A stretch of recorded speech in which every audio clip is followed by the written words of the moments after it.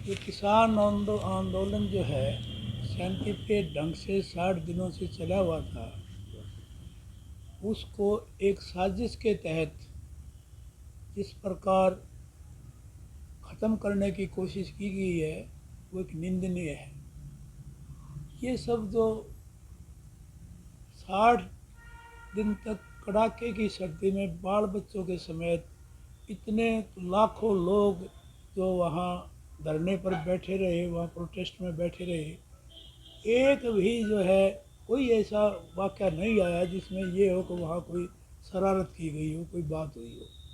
लेकिन ऐसा क्या हुआ, अब जो किसकी साजिश के तहत जिस ढंग से किया गया, तो एकदम जो आउट ऑफ वे, क्योंकि कई कई रूट बनाए थे, एक रूट पर ही ये गड़बड़ी क्यों हुई? कौन थे वो लोग जो उस रूट पर थे, उस रूट पर गए? ये सारी बातें जो है ना, एक बड़ा विचारणीय विषय है। और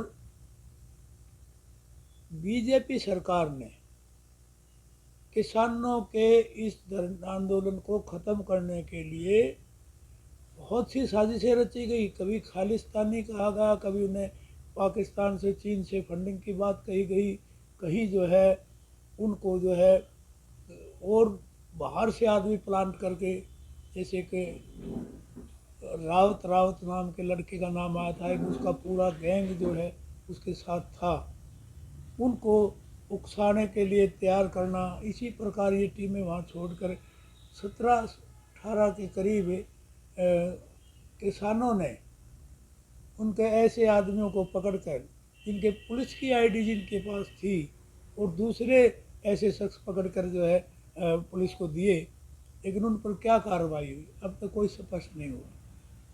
तो ये बड़ा, वैसे तो ये बहुत निंदनीय है, कोई लाल किले पर झंडा लहराए, लेकिन ये दुर्भाग्य है इस देश का कि कुछ ऐसे व्यक्ति, ये सरकार की जिम्मेवारी थी, यदि ऐसे व्यक्ति ये काम करते सरकार उनको सॉर्ट आउट करती, उनको पकड़ती, देखती। जैसा किसान आंदोलन में कुछ व्यक्तियों के टेंट जो है, जैसे पंडेर ग्रुप था, उसका टेंट बैरिकेड से भी आगे लगवाया गया। वहाँ लगा, किसने लगवाया, किसकी वजह से लग रहा था बैरिकेड से भी आगे? और ये लोग जिनका नाम आया है दीप सिद्धू और लखा सिधाना, ये लोग कौन हैं, किसके संबंध रहे इनके? ये सारी बातें जो है इनके, यदि इनके जो टेलीफोन कॉल्स है, जो इनके वहाँ बात की है, इतने दिन से वो कर रहे हैं, इनके सारे को निकलवाया जाए से इनके कनेक्शन का पता लग सकता है सीरियसली सरकार चाहे तो। लेकिन इन लोगों ने जिस ढंग से नौजवानों को बरगलाकर अपने साथ लगाकर, और जबकि सारे रास्ते सही चल रहे थे, अकेला लाल किले वाला ये रास्ता, इस साइड का रास्ता जो आउटर रिंग रोड है, ये यहाँ पर क्यों जाने दिया? क्या पुलिस को पहले ही इन्होंने बता दिया था, इस आशंका जाहिर की थी कुछ लोग शरारत कर सकते हैं, तो ये पुलिस की ड्यूटी थी कि उसको कंट्रोल करते रहे, उसको जाने क्यों दिया? उनका सबसे बड़ा काम था उसको रोकने का, तो जो वो नहीं रुके। और ये जो है पंडेर का, मेरे पास वो जो सोशल मीडिया पर आई है, इसका जो है लखा का और इसका ताल्लुक, फ़ोटो आई है दीप सिद्धू की, ये धर्मेंद्र हेमा मालिनी के साथ आई है, उनके साथ इंटरव्यू है। उसका इंचार्ज भी बताते हैं कि इसका धर्मेंद्र के लड़के का, सन्नी देओल का इंचार्ज भी ये रहा है, उसका इलेक्शन लड़ा है इसने, ये बीजेपी का एक्टिव वर्कर ये रहा है। तो ये बीजेपी वाले इसमें शामिल होकर क्या करना चाहते थे? ये एक साजिश के तहत जो हुआ है। लेकिन मैं किसानों से, सबसे, जो भी वहाँ थे, इस उत्तेजना से काम नहीं चल रहा। वो एक शांति प्रिय ढंग से सोचे। अब यदि उनके साथ साजिश हुई है उनके साथ, तो उस साजिश पर एकदम से ऐसा ना करें अब इस आंदोलन, क्योंकि ये किसानों के भविष्य का सवाल है। कुछ लोगों के इस साजिश से यदि किसानों के भविष्य की तरफ हताश होकर बैठने का काम नहीं है। अब तो और इसको अपने मांगों के समर्थन में आगे बढ़ने का टाइम है। अब मैं 100% ये मानता हूँ, अब ये जो है बीजेपी सरकार ने एक बहुत घिनौना काम करके जो है इनको तोड़ा। इसमें किसानों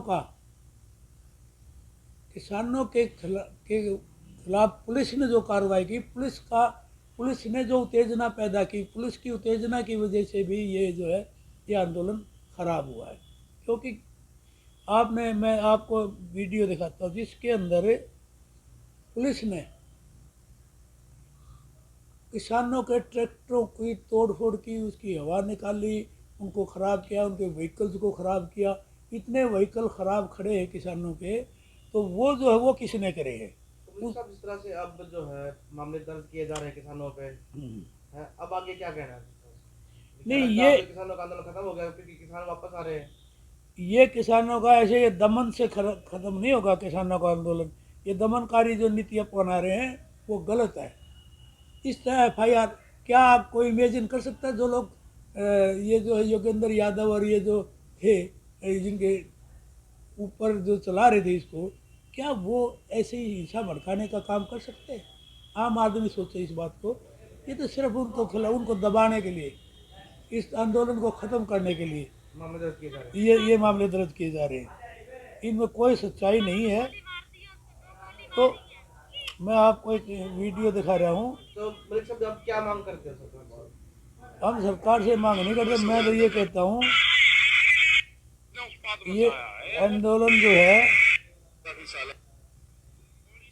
मैं आपको एक पार्टी का क्या रहेगा?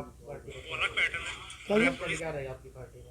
नहीं, हमारी पार्टी तो इन बिलों के खिलाफ है, शुरू से खिलाफ है, कभी हक में नहीं रही और ना इसमें हक में होगी। हमारी पार्टी इन बिलों का विरोध करती रहेगी, हर जगह विरोध करेगी। चलो अच्छा है उसने इस्तीफा दिया, हम उसको वो नहीं करते, उसने इस्तीफा दिया है, चलो वो तो उसका अपना मामला है। हमारी पार्टी की नीति है, उसके हिसाब से हम पार्टी जैसा करेगी वो करेंगे।